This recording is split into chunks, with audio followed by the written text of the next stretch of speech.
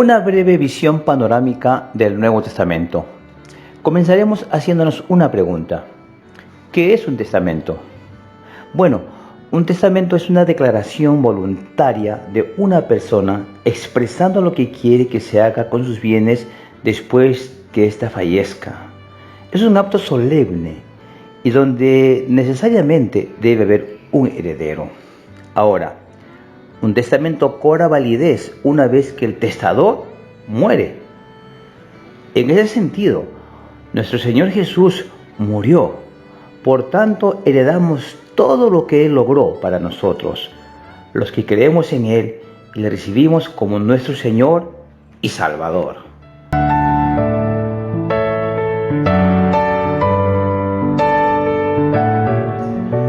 Ahora, antes de llegar al Nuevo Testamento, hay que entender que hay un Antiguo Testamento que consta de 39 libros.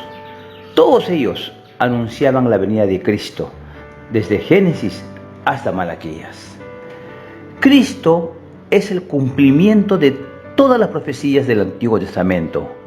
En el Antiguo Testamento se anunciaba su venida. En el Nuevo Testamento, Él ya vino, ya se ha acercado, tal como Él lo decía: arrepentíos porque el reino de los cielos se ha acercado.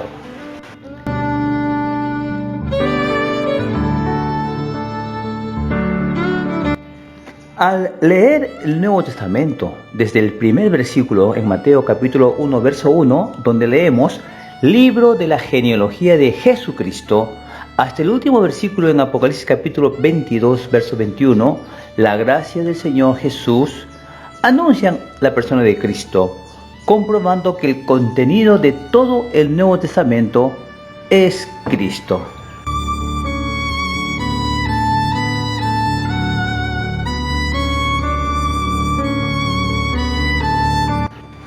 El Nuevo Testamento consta de 27 libros. Ahora, la Biblia presenta 4 evangelios y no es casualidad, pues cada uno refleja el rostro, la persona y el carácter de Cristo, mencionada tanto por el profeta Ezequiel en el Antiguo Testamento como el apóstol Juan en el Nuevo Testamento, cuando vieron 4 seres vivientes con 4 rostros, es decir, de león, de buey o becerro, hombre y águila. Ahora hablaremos de cada evangelio brevemente. En Mateo se encuentra la genealogía de Jesucristo, que puede considerarse como un resumen del Antiguo Testamento, el cual en sí es una versión detallada de la genealogía de Cristo. Para entender la genealogía que se encuentra en Mateo, es necesario remontarse al origen y a la historia de cada incidente. Podemos decir entonces, Cristo, como el admirable centro de toda la Biblia, tiene muchos aspectos. Al comienzo del Nuevo Testamento se presentan 4 biografías que describen los 4 aspectos principales de Cristo, quien lo incluye todo. El Evangelio de Mateo testifica que Él es el Rey, o el león de la tribu de Judá, según Apocalipsis.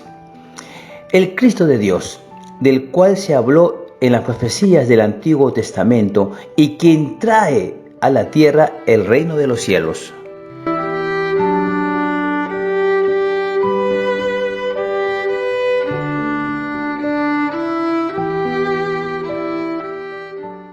Bien, ahora pasaremos al Evangelio de Marcos. El relato de Marcos es muy sencillo porque, digámoslo así, un siervo no amerita una genealogía detallada.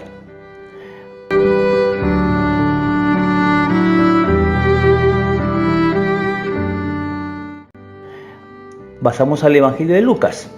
El Evangelio de Lucas presenta una descripción completa de él como el único hombre cabal y normal que ha vivido en la tierra. Como tal, Él es el Salvador de la humanidad.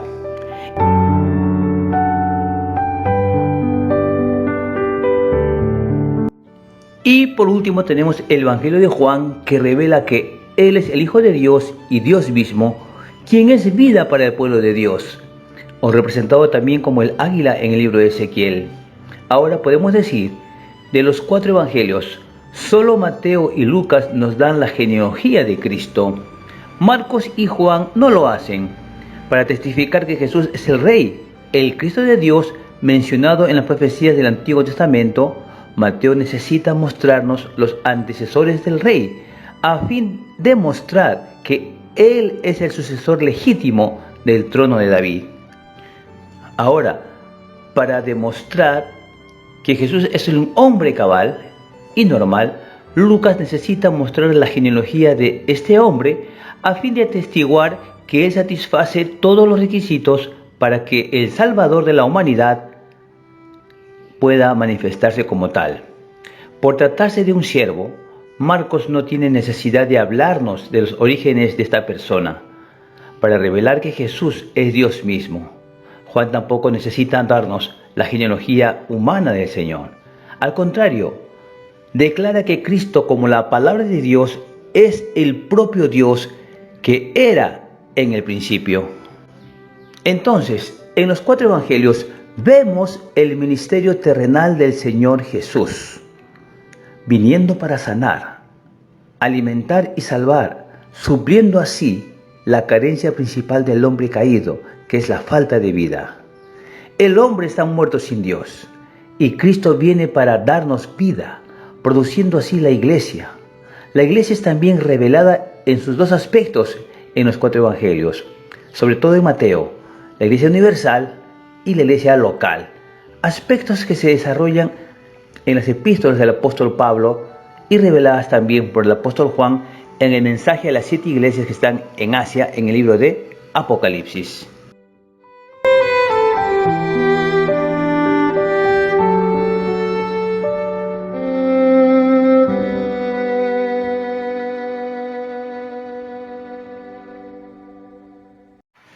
Ahora pasaremos al libro de los Hechos. Cristo está como el Espíritu en su ministerio celestial en el libro de los Hechos.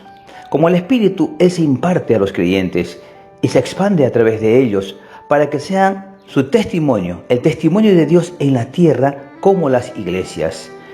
El libro de los Hechos revela la vida inicial de la iglesia, en sus inicios, su expansión, la obra apostólica, tanto a los creyentes judíos como a los creyentes gentiles. El libro de los Hechos sigue abierto y ahí se sigue escribiendo la historia de los creyentes, quienes son la iglesia, y se seguirá escribiendo hasta el último día de la gracia.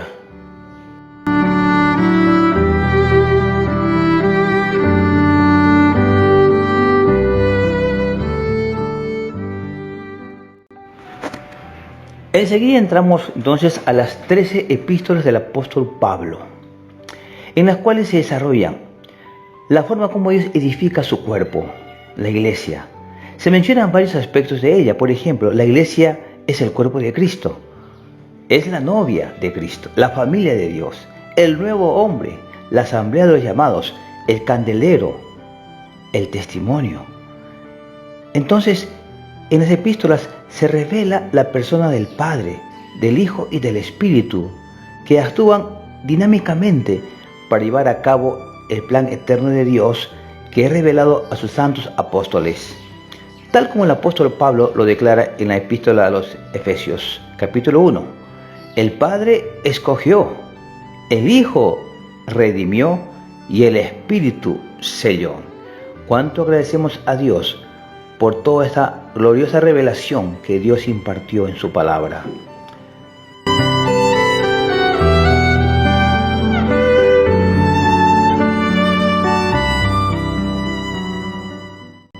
Ahora llegamos al libro de los Hebreos.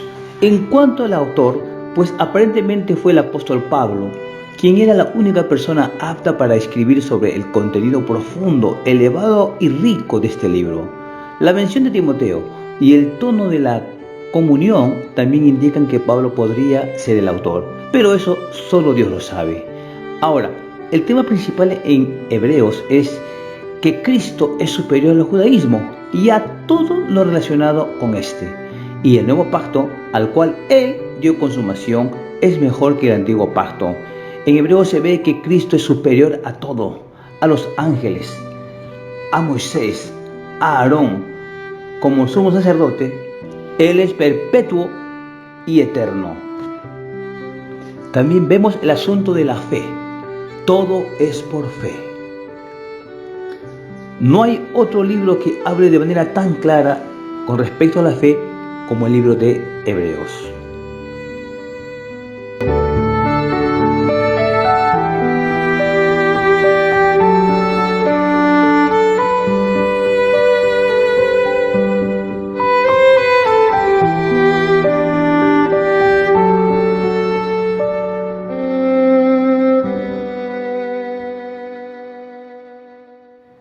Otras dos epístolas corresponden al apóstol Pedro, quien enfatiza la forma como se debe alimentar el creyente, con la palabra que es leche espiritual y la que asimisma se debe mantener pura sin ser adulterada. De esta manera orgánica se da el crecimiento y la transformación espiritual del creyente, que es barro, a piedras vivas, con las cuales se edifica el cuerpo de Cristo.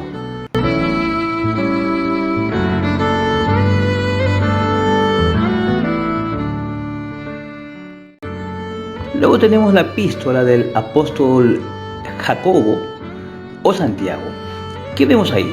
Bueno, vemos las virtudes prácticas de la perfección cristiana, como son soportar por fe las pruebas, resistir la tentación como nacidos de Dios y llevar una vida en el temor de Dios por medio de la palabra implantada y según la perfecta ley de la libertad. No hacer acepción de personas entre los hermanos, ser justificados por las obras en sus relaciones con los creyentes, refrenar la lengua, conducirse con sabiduría, vencer las pasiones al mundo y el diablo, no hablar mal contra los hermanos, no confiar en nuestra propia voluntad, sino en el Señor, advertencia a los ricos, aguardar con longanimidad la venida del Señor, hablar honestamente sin jurar, practicar sanas prácticas en la vida de la iglesia. Eso es lo que vemos en la epístola de Jacobo o Santiago.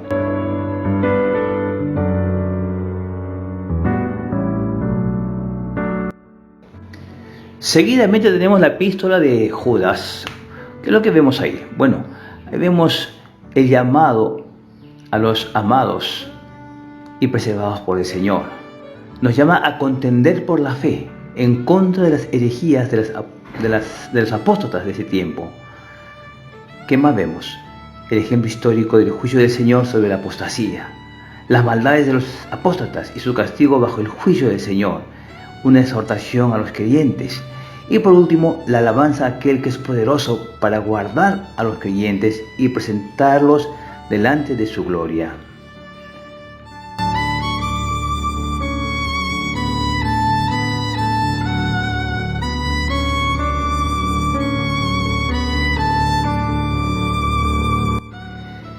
Y también tenemos las epístolas del apóstol Juan, en la cual podemos ver en la primera epístola que Juan trata el tema de la comunión de la vida divina, la enseñanza de la unción divina que mora en nosotros y las virtudes del nacimiento divino.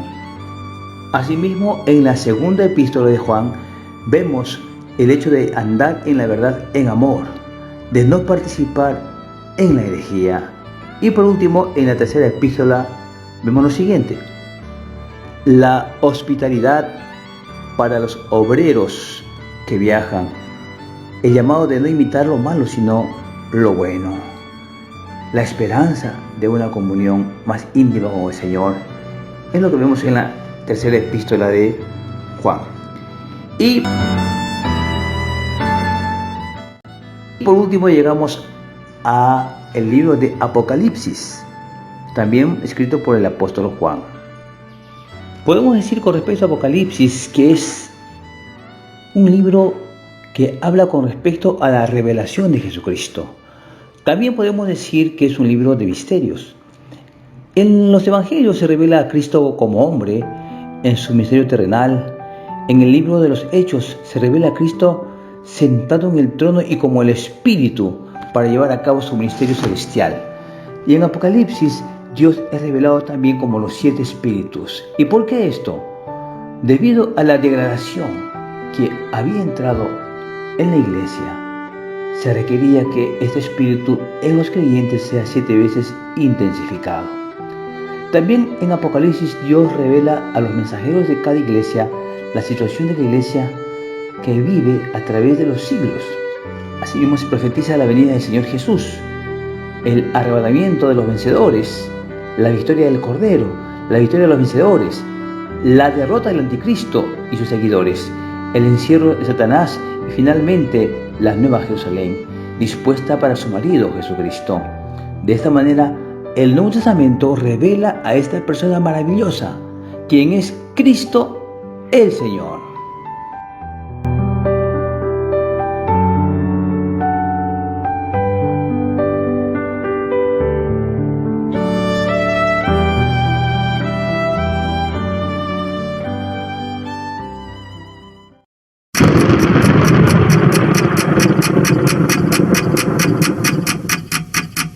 El Vigilante.